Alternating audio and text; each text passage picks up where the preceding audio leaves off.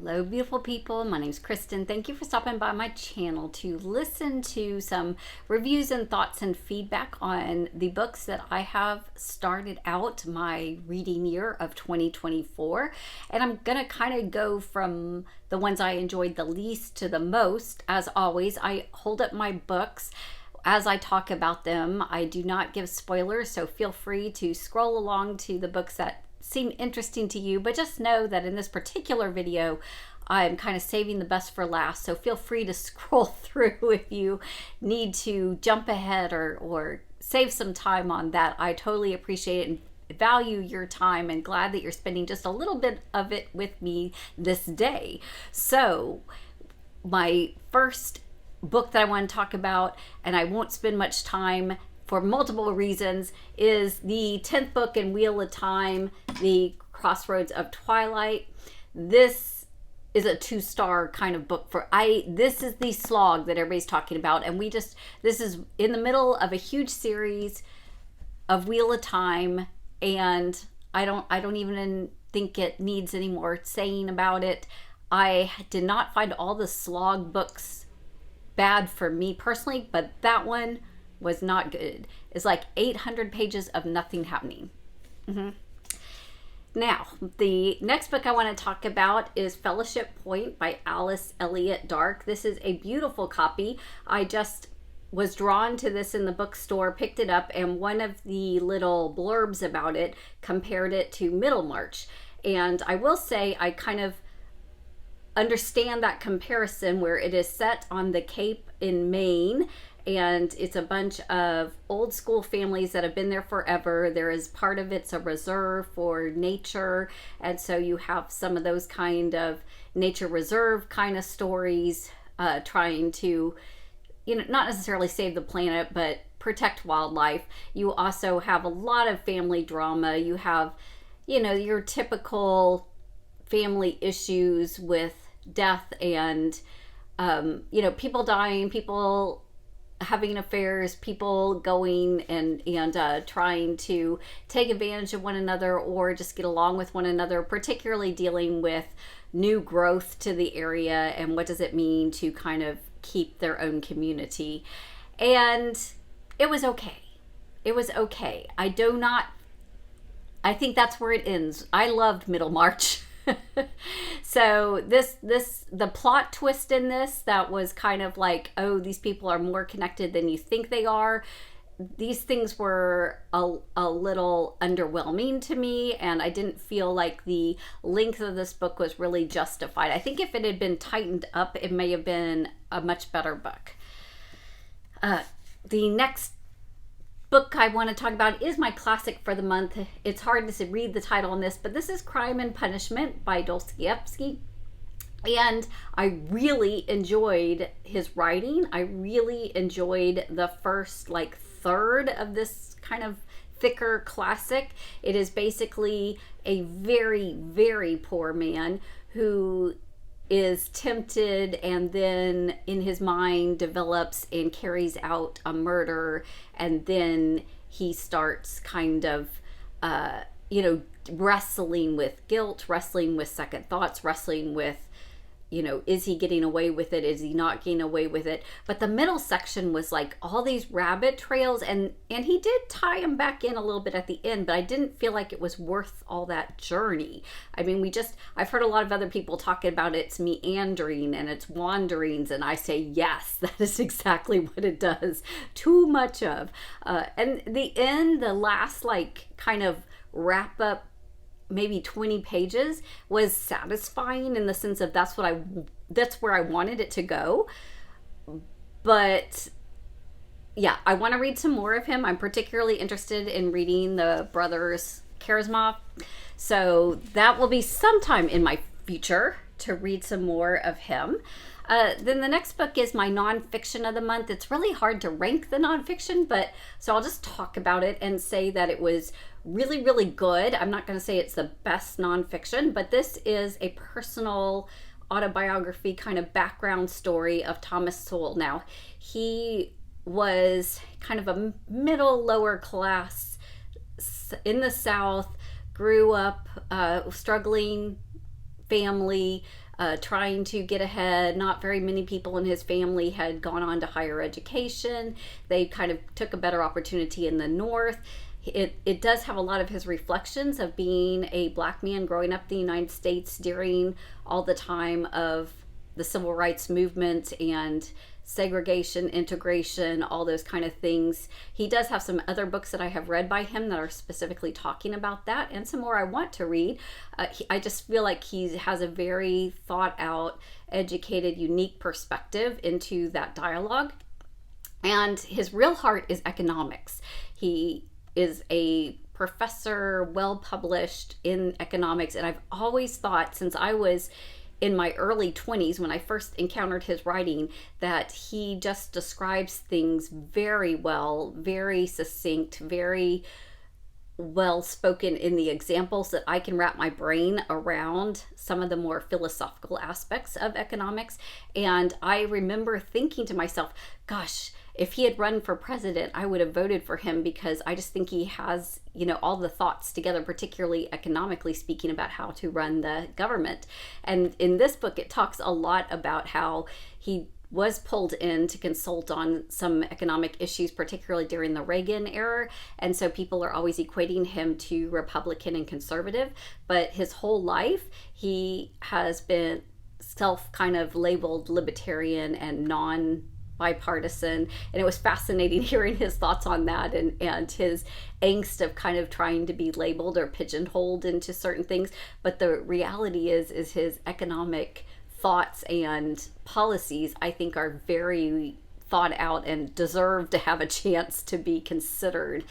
So I also wanted to say on this, at the end of it, he basically says that he's never ever intentionally trying to tell people how to solve things like racism or solve economic issues necessarily, that this is all his perspective. And he said that like personally, like you should do what I did to get ahead, or this is how it should be, because he recognizes that he was in a very unique, specific place and time in history, and he himself got to take advantage of things. And I think that was beautiful, just in the sense that if we're really honest, no matter who we are, we sometimes are in the right place at the right time, and sometimes we're in the wrong place at the wrong time, and those things really matter. So anyway, it was totally worth reading. I enjoyed it. As long as the lemon trees grow, I found this beautiful copy face out in a young adult section of the bookstore, bought it, had it on my shelves for a long time. Then I started seeing multiple reviews on it, really, really high ratings. This is the story of teenagers who are forced to act and survive as adult leaders in Syria during the war crisis, and trying to deal with war atrocities.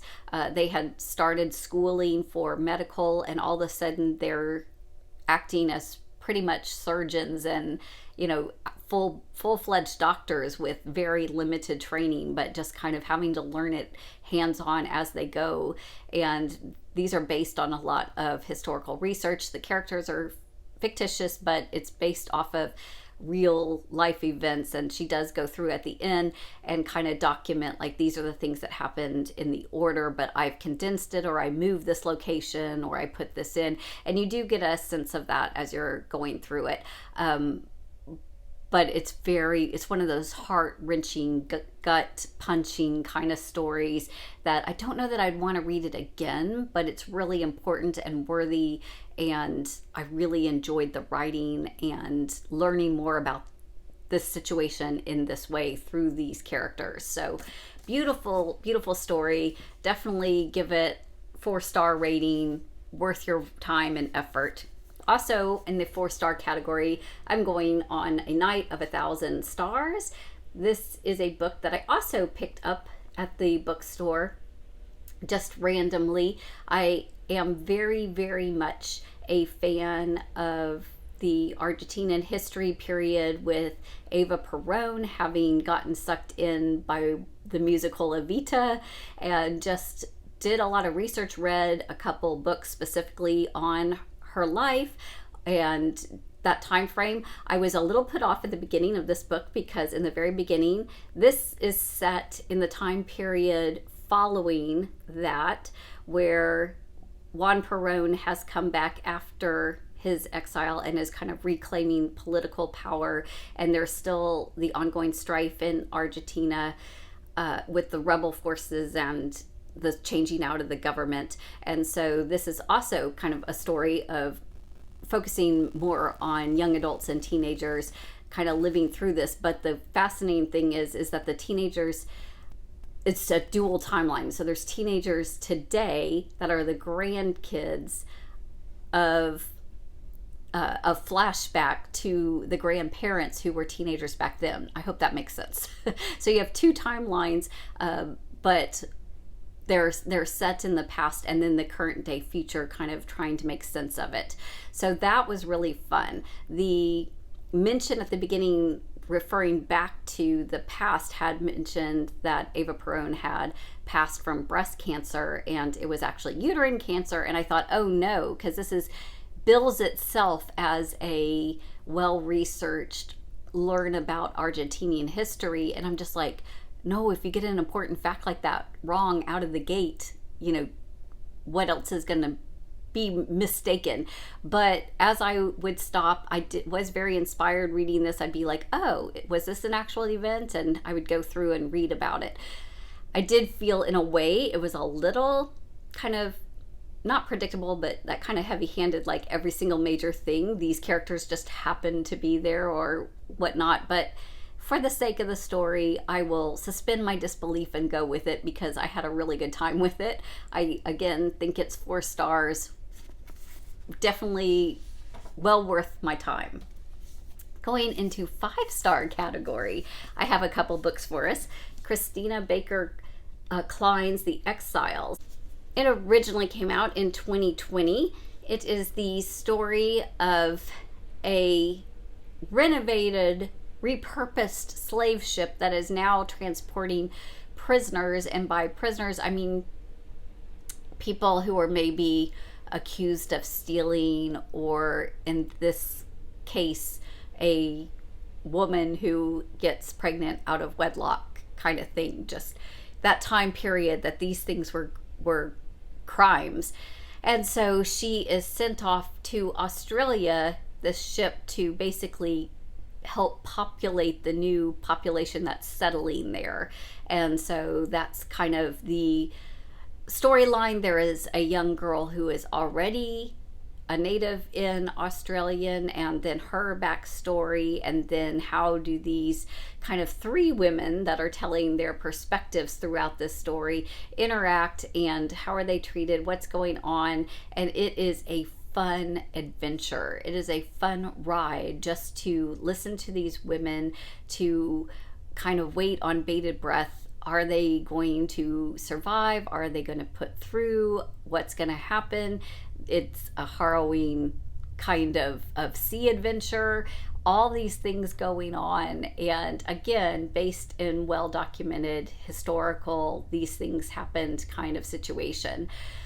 So moving, so gripping. I pretty much read this entire book in one day because I just needed to know what was going to happen. Just total 5-star. Totally looking forward to reading the rest of her books now. And then also 5-star, but I still probably put it just a little bit above, was The Eyre Affair by Jasper Fforde.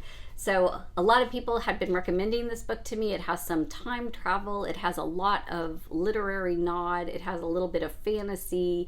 It basically is kind of set up like a mystery book where there are secret agents and people trying to protect literary works, because in this reality or time of Earth, you can actually kind of go into books, characters can come out of books. And this one, of course, is all about Jane Eyre. And you do absolutely need to have read Jane Eyre or not care that you're about to find out the entire storyline for Jane Eyre when you go on this adventure.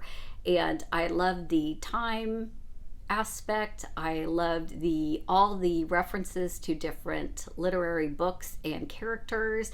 I loved Thursday Next, the character who is the reoccurring character in a series. So this is the first in, I think, 9 books. And what's even more fun is, as I'm researching like how many books there are and what's the series all about, there's a festival, y'all, in he writes these books, I think, in Wales, and then in South England there's a festival of Thursday Next where they reenact the play Richard III, and they eat a lot of the recipes and the funky quirky things that happen. Oh, it just sounds brilliant. It sounds brilliant.